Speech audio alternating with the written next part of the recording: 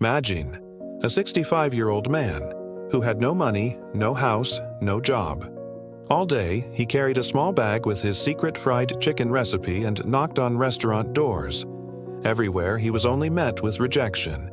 People mocked him, saying, "Old man, your life is over now." But would you believe it? This was the same man who built the world's biggest fried chicken empire, KFC. Today, millions of people enjoy Colonel Sanders' recipe every single day. Welcome again on Sticku TV videos. This story begins in 1890 in a small town called Henryville, America.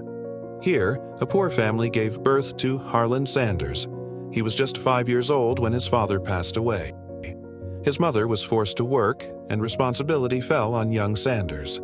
As a child, he had to cook for his little siblings. That's where he first learned the art of cooking.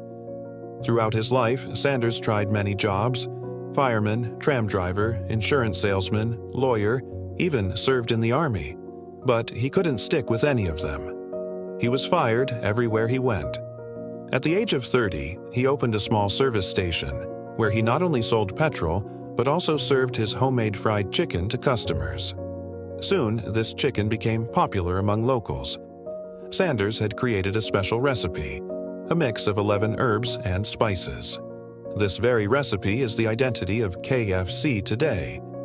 But life once again tested him. A highway project forced his gas station to shut down. Everything he had was gone. When Sanders turned 65, the government retired him with just a $105 pension. Now, no money, no business, no house. At this age, most people give up.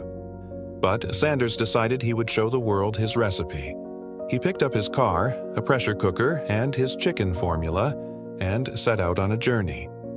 Day and night, he visited hotels and restaurants, frying chicken and letting owners taste it. But the answer was always the same: no. His recipe was rejected not once, not twice, but 1,009 times. Everywhere he faced insults and humiliation, but he refused to give up. And then, in 1952, a restaurant in Utah tasted his recipe and added it to their menu. At that moment, a sign painter suggested that this dish be called Kentucky Fried Chicken. Sanders liked the name and gave his recipe that identity. From this moment, his fried chicken wasn't just food anymore. It became a brand people knew as KFC. Slowly, franchises began to open, and Sanders, to create his unique identity, always wore a white suit and a black bow tie. Over time, this became his trademark. People would say, "Wherever you see the old man in a white suit, you'll find the real fried chicken." His brand started booming, and people called him the old man of fried chicken, who had taken over America. But even with success, struggles didn't end. In the 1960s, Sanders had to sell his entire KFC business to investors because he couldn't handle such a huge empire alone. But he sold it on one condition: that his face and picture must always remain the symbol of KFC. Colonel Sanders sold the company with this condition and became a legend for people all around the world. A few years later, on December 16, 1980, Colonel Sanders passed away. But even today, his taste and his recipe are enjoyed by families across the world. Today, KFC exists in more than 150 countries, serving millions every day. That bucket we share with our families carries behind it the lifelong struggle, relentless effort, and thousands of rejections of one old man.